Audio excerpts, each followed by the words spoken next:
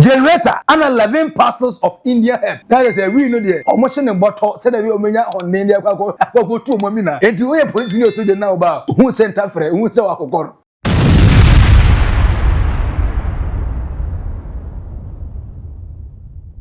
The National Anti-Illegal Mining Operations Secretariat NAIMOS for say and let omubo furo for modja bruta. Oma intensify omu operations say amika say we Galamsey na mi do Nyankopon woda wona kai say ndo nipa baako 12 for omo che omo do mgojina court no ene court aremande omo court aremande omo say chama untumi su asa ko back agwagode mu no sa pepepe ada sa nipa 12 no court aremande omo na enro ya no another operation ekoso ewo the river Ankobra ewo Nzima East municipality of the Western region to say Western region for Galamsey omudika choboy na ma disu hey choboy yadani o choboy hey choboy yadani o nze no kwa na ekoso na enro the NAIMOS for National Anti-Illegal Mining Operations Secretariat for no enyema omuditi ye enie omudi one excavator 100 makeshift structures set ablaze, 7 chamfines destroyed, 88 water pumping machines seized, 3 gas cylinders seized. Hey, just say almost no way na ka hum fili. And so na mo no way na say we Nyankopon. Nkwan ni pedi dia go sa no. 3 shovels seized, 4 plastic chairs seized. Hey, just say mo ya adwuma metena so hu. 2 water hoses seized, 1 DSTV dish. Just say almost any other this DSTV saka o. Chance we Galamsey ni we no go transfer DSTV. Enkrofo fili. 1 generator set seized and 1 pickaxe seized. Eti enra we aye ko pin river Ankobra wa the National Anti-Illegal Miners Affairs Secretariat wo no. We any name am go jeje nyenya no kwa. Enra omusa ko aboso site awotakwa. And almost 15 pumps, generator, and 11 parcels of Indian hemp. That is a we know the almost in bottle said that we omenya on India go to momina. And to where police news so now about who sent up for who say wakokoro. And we go almost 11 parcels of Indian hemp. Almost 15 pumps, almost a generator, as almost here. That is a near cause of power. Anna hundreds surrendered as hideouts were destroyed. They say, and Niman getting you on Mona sister, baby, I say, and no more, when you go see the quadra, and the quarter do a more day in there, they say, yeah, Massam, Gamma Seminole, Nina, and now almost say, Nina. If you look at currently what we are doing at Mangonis, this is the line that is being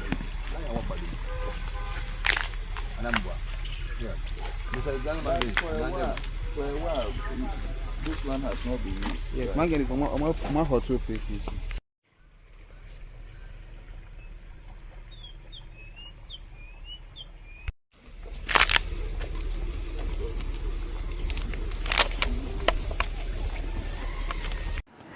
Now, and also na make yourself die. Baby, I do the way you say arrest galore, destroy galore. Galamsey illegal money, illegal gold dealers. Omu na say yeti omuani. And we GoldBoard for also arrest American, Moroccan, and 4 Ghanaians over illegal gold trading. Na asemu. Omu arrest omu around Senate Emporium.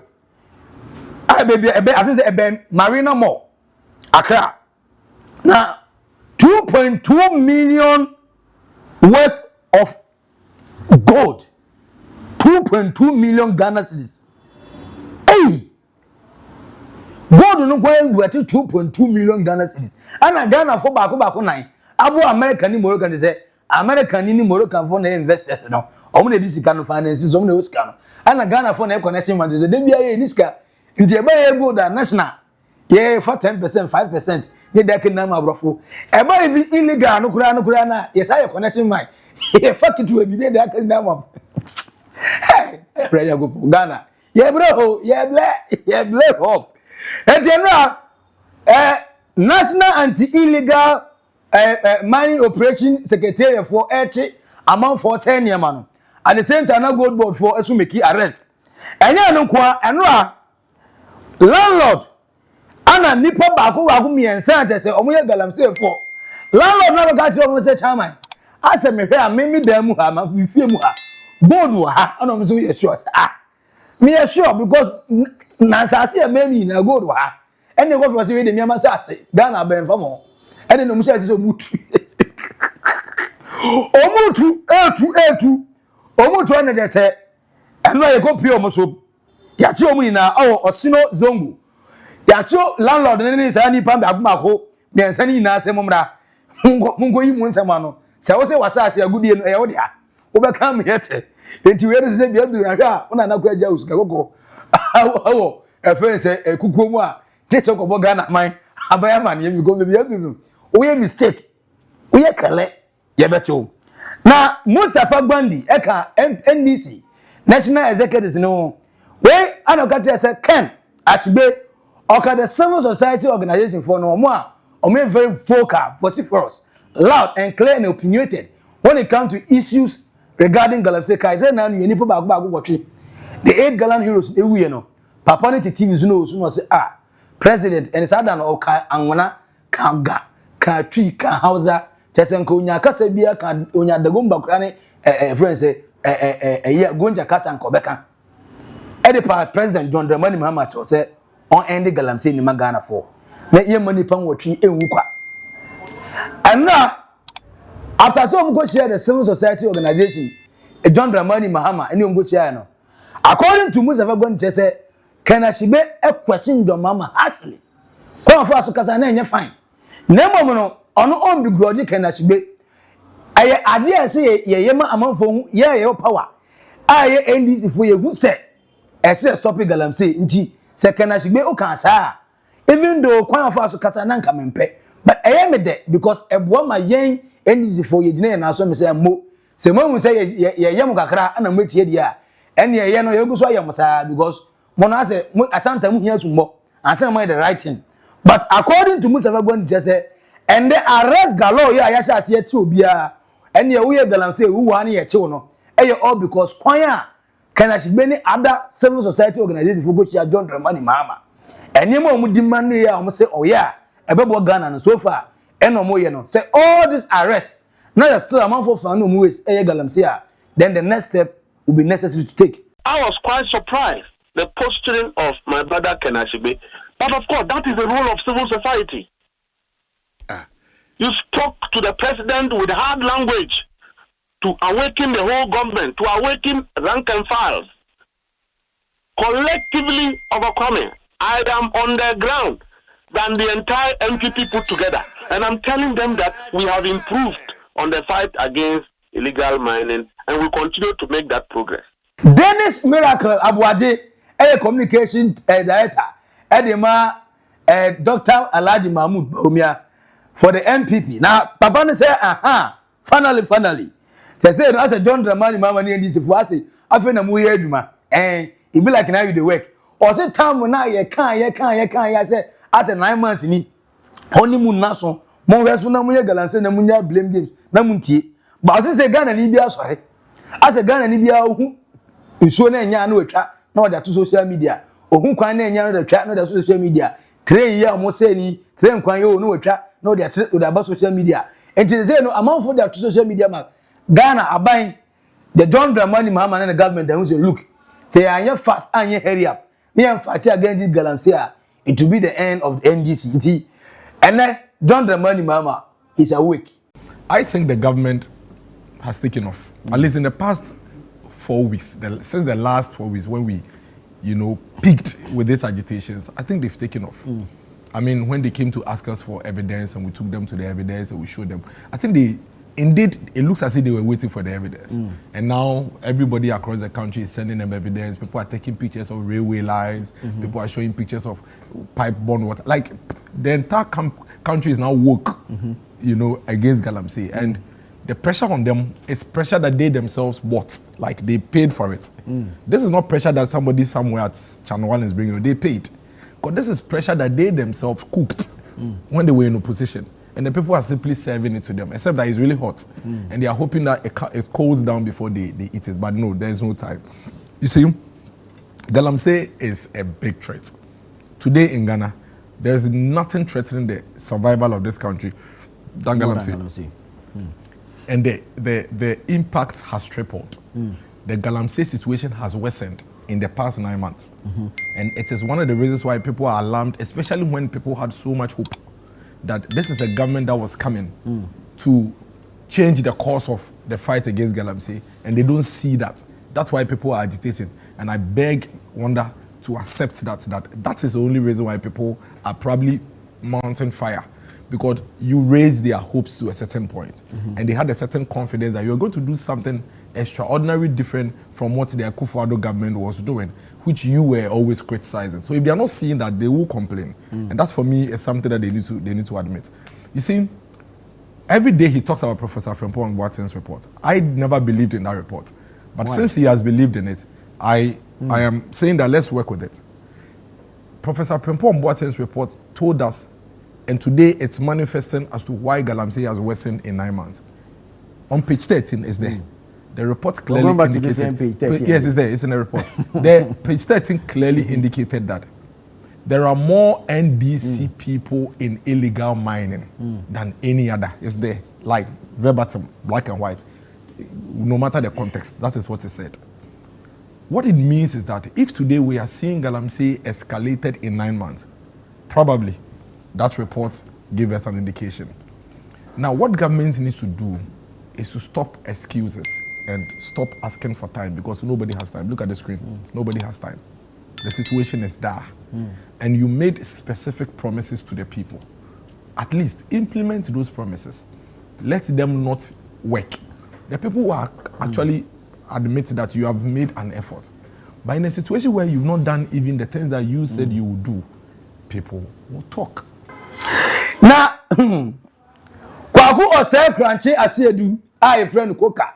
Says a Koka because sometimes so what Nasir Junior you are saying, Nancy Bien, as a Koka, as what Beka. Make allegation to do a Koka, dear Mark Kennedy, or compare Quadapon. Koka in a quarter Yoko for say, eh, Maxi, you need pay your account, I say with the carpet boy, more, a bob power, move, you be Jimmy say, a Koka Korea. And then Koka said, Young country Ashanti Regional Minister, Dr. Amakwene, say, Akwano Muade on Ferry. When the news are there, so what to na kufra. Man, if I go through 2 4 8 to the second, now so the Diba will be here. I don't think Nancy Galamsey, Tessie had the John Dramani Mamma, Dean, the Ashe Galamsey, Nanim the Ashe Galamsey, people Susunti. Amakwaya man, ya do 2 4 8 to swim him, Eddie to Galamsey, so. Trace stop Galamsey now, and Galamsey now. I don't very respect your 2 4 sir. And I'm say young fan say ampa. A man for that design is at work in the now. No 2 4 said to Nansa so, you to Galamsey ho. And you on one kind of plane, your plane for say, why him for a tea, Galamsey in Bubi, you can't because you and Sassy at the moment to Galamsey. Sometimes one 20 big assassin and your fine sir. Oh, yes, I say, wouldn't say, wouldn't not tell some come for no, but we say the Enquasam, Nancy Bien. But say, Koka, as a Ashanti Regional Minister, Dr. Makwene, oh, Yama, ye do 2 4 and a coffer for Galamsey. Meanwhile, Muzo Moyano, a individual, and your government, and your organization, and your party. A man for Anna, so more. The Omu feeling some person, your woman and John Dramani Mamma say IP address, ever find your mouth. A woman, hey, your man didn't hear too. Why, I bet you say, yes, I'm your man. That's a Casco Chadria, a was move, and you'll be asking. They say regional minister or push agenda say you do 2 4 picture. I Galamsey artwork. What kind of regional minister? I'm Ashanti regional minister, no. So or yes, that is the level of disrespect. About to say pictures in the car, I know or is the and then you on the share the wine. And you on the start agenda now wine. 4 na ye no wenye bi 4 na ye 2 4 say 2 4 because ye the nana your friends say the mama picture ye on say nanado or you very tolerant. Nanado could contain everything. Yeah, governance, you have to be open. You have to allow people to express themselves. That's democracy. What you see? but gagging people, culture of silence, mini adia, yenye ni say, ebwa. On says say, Ashanti regional minister, push agenda. Utum for no mujina ye friend say artwork, Galamsey. On cost. Now, 8 years cry waha, now 4 years. 8 years cry waha, now 4 years. You okay, say, I think. Alexander Afenyo Markins, the minority leader. Sana hine se de be biaduru afi. Ase na ansem finish sana hine o. Ase ne nkomo asesa. Se na so oye more patriotic, oye more balance. Onye ne ho ase me minority leader nti be bia na ese me fire NDC de bi. Ana se onum se ora ba be chi na nche. Nti ase go the good books of the NDC. But according to Alexander Afenyo Markins, see politicians omo faili Ghana because omo di bibia eye politics o se nkomo anfa Galamsey na anya politicism ana omo focus se omo solve Galamsey a kaban na collectively nke ya solve Galamsey ya enne emedane asem emedane se ye kranso ye yare ye ewu o se nka bi ma but NDC ko a na MPP fire MPP ko a na NDC fire na ye political party for na che is ase de mo se de be o men rechi o se o metim da be campaign na mo de be so t-shirt ni che na moto de ma ye nyanya sese bia na mo de be siga na mo nya no de mo de campaign billboard posters t-shirt na obi a shira koye nkwase ade nki bi de agu e friends cap mu eno FDF fo nka hwe no approval bia na mo de ma amanfo no mo no eno ansi ka mo bo we so ano to tolerant timbu sikan eno a Galamsey na mo ya mo di kunye nyina no de mo di music no ba mo de be compare de mo di nyina ni ba Afenyo Markins say ese emra so say yejai say di we eye politics yam fighting with common interest as a nation we nanu hwam nanu aye de we say na me pay Wanda Madilo eye NDC communication team member o say see ayi wa we Galamsey bia no menye wadwen say omo aye chiom sisi ya no Galamsey campaign for no no. Or see the arrest of the National Anti-Illegal Mining friend is saying Operation Secretariat no NAIMOS for no aduma no nya se wa we campaign finance and kwa na pe wachi any single individual whoever is working as a Galamsey ya chi wa o problem so yo hini o so yo financier o so yo campaign o so na wura asase o so na utwe excavator o no provide champagne no so na we denden wo e be chi ubia na ya chi enti mama enel clear enye plane fa say ye chi wa ya chi ye mfa enye financier bia na ye kwa against them enye campaign ye kwa against everybody who is involved in Galamsey. As for one to me's case about going to court, it's been an ongoing matter. The AG only decided to go to court at this time. In fact, the AG actually communicated when they will be going to court on one to me's matter before the president even met the CSO. So it cannot be a coincidence. It can only be a coincidence that some of these things are happening at this time. Last week on this same show, there were questions about, we promised that you're going to go for high profile kingpins in the industry and all that. Why are you not going for them and all that? I don't know who is a high profile or kingpin. I only know that there are major Galamsey and illegal miners, and then there are also minor ones like those young ones with the artisanal, using their hands and all that. And there are people who also have concessions legitimately, who are also abusing the terms of the agreement or the terms of their lease or the terms of the permits they have. And one of those happened to be the MPP former Ashanti parent is still at post, Ashanti regional chairman. Unfortunate to say, but it is what it is. The law has no respect for persons and your status and all that. We have been in this country where a former president of the republic was hounded and asked to report to the BNI and Yoko and all that. So it cannot be the case that somebody is bigger than the law and therefore must be treated separately or with a different, approach and all that. We've had former ministers go to BNI, Yoko. We've had them go to court. Kesel Atu, forcing has been in court and all that and all that. So I'm not seeing this as any attempt to shut mouths or to shut opposition and all that. It is actually the plan of government that some of these things are prosecuted to serve as deterrent, to also serve as a signal to those who are intending, who think that they have political will. Now, even if, and I've also had accusations saying that NDC people are involved in Galamsey and all that, we won't be in power forever, and that is the truth. NDC may not be in power forever, and therefore the wheels of justice, they say, grind slowly. If anybody is found and you think that we are shielding them, it's just a matter of time. The day of reckoning will come, and some of these people will have to give account of their stewardship or otherwise while in government. And so I'm very particularly excited about this. The NAIMOS arrest and all that is good for our country. I have always stated that Galamsey is not something you should plan too much ahead when you want to do an operation. It must be spontaneous, it must be without notice, and it must also be forceful. And if we can manage information well, security-wise, some of these things would have stopped.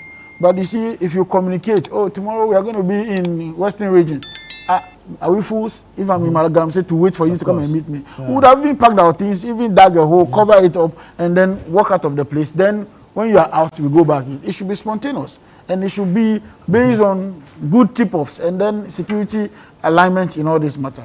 So good progress is being made in the Western region. I'm happy that some of these things are happening. We need to replicate it.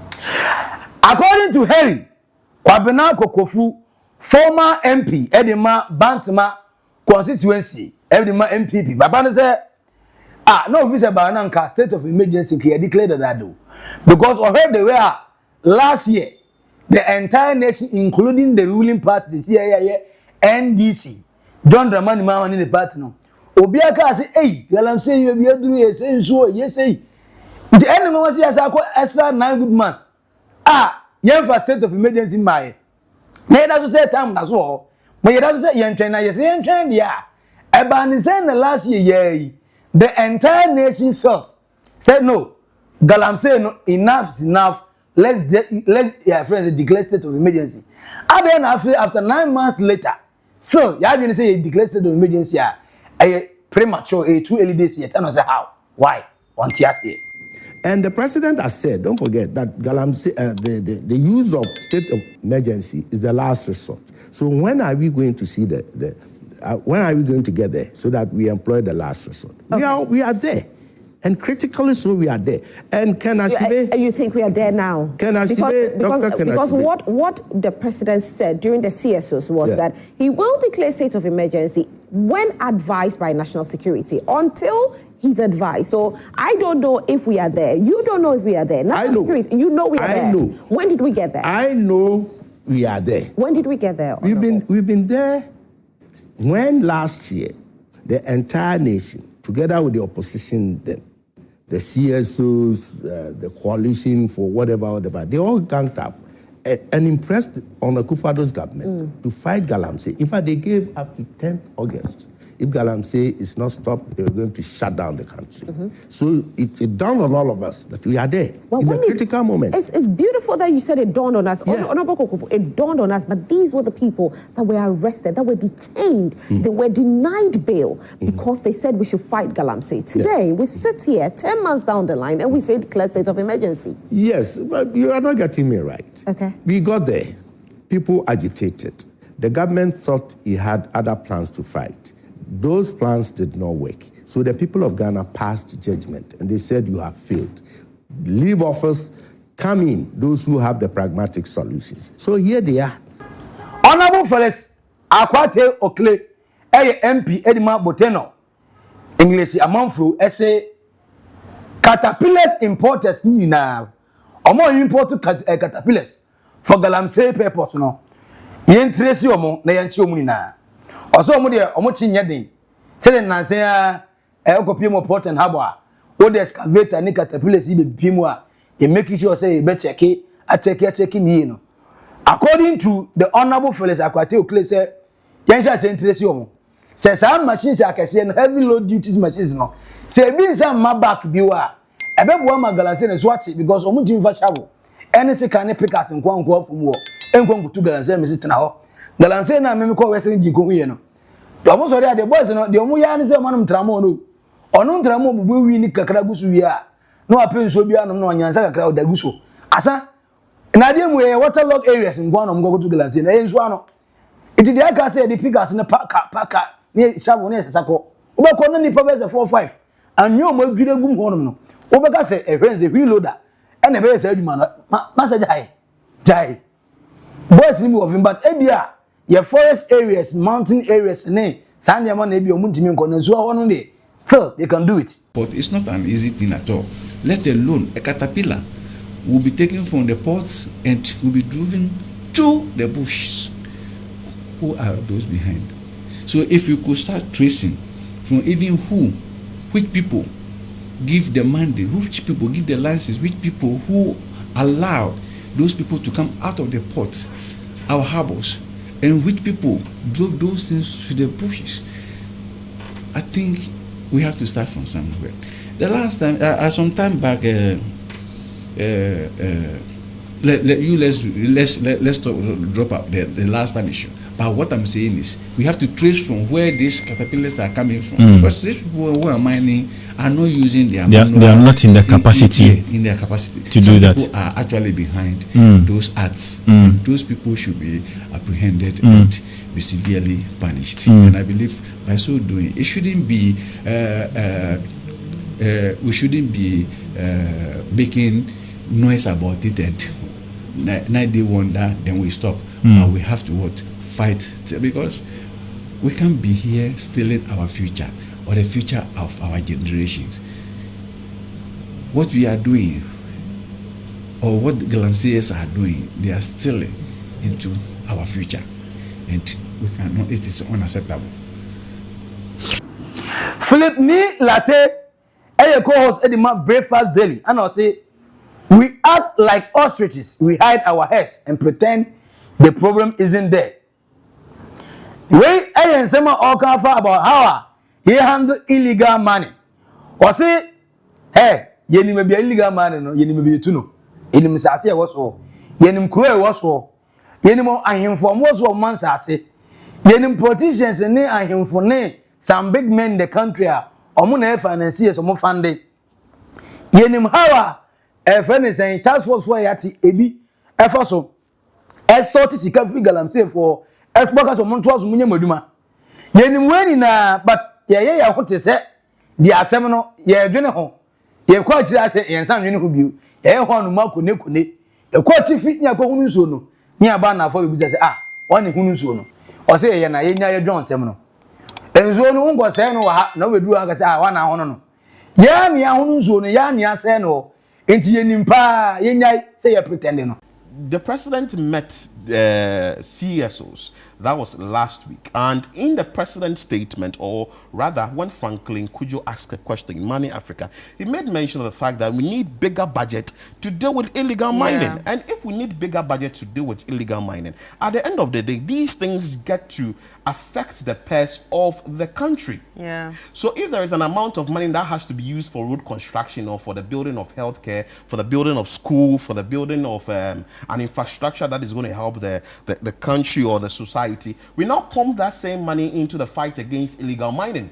And these illegal miners, we know them, we see them, we know where they are coming from. You can't tell me that an illegal miner is in this country, you don't know where this illegal miner is operating from, or the excavator that has come into this country and the excavator operating somewhere in Konongo or operating in Lucino or DGT or whatever it is. You can't see it for yourself and you can't stop this action. And you go there and you just arrest the people who the little ones, because the railway CEO said that when they are coming, they run away and they go and stay in the bush for a very long time because they know that definitely you would move out of the place. See, we are just like ostriches. What we are doing is we've hidden our head and we think that we are hiding. No, we should fight it. The root cause, we should fight it, because see, it was in the previous administration, that is the New Patriotic Party, that we were saying that illegal mining was what was a canker and we had to address it, and it's the big elephant in the room and all that. Now there were demonstrations that were held, and also officials of the now government when saying that the state should, the president then should declare state of emergency and whatever you have you. We saw videos of Honorable Sam George, who is the communications minister now, saying that state of emergency should be declared. Now the president has stated otherwise, that state of emergency cannot be declared because all measures must be used and must be exhausted. Now the question we are asking is, you don't want to declare a state of emergency, but we are seeing more distraction. And where are we going to get these things, and where is it going to lead us? We saw NAIMOS. NAIMOS has come. They are saying that we are going to go after the Galamseyers. But the more we say that we are going to go after the Galamseyers, the more these Galamseyers are also developing sophisticated ways to go and deal with this Galamsey issue. So at the end of the day, how are we solving this problem? We are destroying everything. Chris, you made mention of the tourism sector. It's destroying it. Now it's destroying road infrastructure. Even is destroying the roadway infrastructure that we are talking about today. Healthcare, we can't buy contumely. We understand that it's even in the vegetables you are supposed to. So how can I even do a weight loss journey and even go and buy that vegetable and say that I want to eat it? Because I don't really know what is in there. It's a big problem that has to be dealt with. Galamsey, yebeti, yegusuche, ene yatibi, otna yebetibi, enra yetibi, dada yebeti, National Anti-Illegal Mining Operations for ese omgusu omuye adwuma. GoldBoard for so chairman for amudi illegal gold. Esu every Ghana hedwane. Omuso bi. Enti ye destroy Galamsey side, ye destroy omuso omudi illegal gold ebe dane no. Na go pimo Kyebi water supply Kyebi water supply no a collapse say gbim. All because of Abraham River no ya say Abraham River no with Galamsey. According to Omu MP. Enti according to MP the Kyebi say omunzo na say ebe wo Kyebi no chale Johnson says as a wanya go no na Johnson ebe sopi kolon sa I say enzo ma all because Abraham River na eno no rely on ya say no Galamsey say na basanti or say the National Anti-Illegal Mining Operation Task Force for say omumra no meji omumra no mebo omumra no mewo if say no be aduru no obiara say ye obiara say good obiara say hey NAIMOS for mo they say mo on form you dey on form mu na form ankasa Galamsey atobetwa no vim baby ade no head towards ne dey as a vim we aba because enema ya teche enema ya say no vim nko vim na ide ni ba baako 12 no so ye tie omo say omo say ye reference say takwa railway no ene ye do mu na bam remand omu na ko remand that is nkrofo no ombedam acha pa mo de enye Galamsey keke na mkotu ye o ye railway na ye di sika titire dia ye na ye say ye pem mo no 3 kilometers mu a matu na de ni na atu agu ama sika fo abefa ana mo wi na motum Galamsey de mo nyansa chen ga na aban yate ye da mase ye da makoto remand omu firi mu pia omesu nyansa ye go so ye che one year nche no he fa na nso no ye say no river ben and next area ben and next forest zone ben and so far the National Anti-Illegal Miners Operation for no omungongo piemu no omungongo ye ho adwuma photo comment section na say na spreading news no the gospel truth we dey hu hia pa kai say no kra na ton no kra na ye ho aduro tentem pa di say no ye ni na ye boa ohun be a citizen not a spectator hu be be Galamsey a twa picture no sane fa beto a ne kama ye ni hu nkomo se wunya a friend say area bi a Galamsey ni koso a entempa na yimasutre won mo awo naked truth so awo Oldboga trends ye be spreading news no amuna duru mpanifo awo be yaduma kai said NAIMOS for any omu social media handles Twitter, X, Instagram, Facebook omu ni na be na TikTok omu ni na so abeto a ne okon NAIMOS NAIMOS obo a ubetimi attage any Galamsey information bia ekoso bia de amomo wo de momo sa na there say o medi ho adwuma wo de bre so a is medi ho adwuma for comment no eto comment section na say na kire baby yenko fight Galamsey next edi no ba ko pe Maxi Billian Macra bye bye.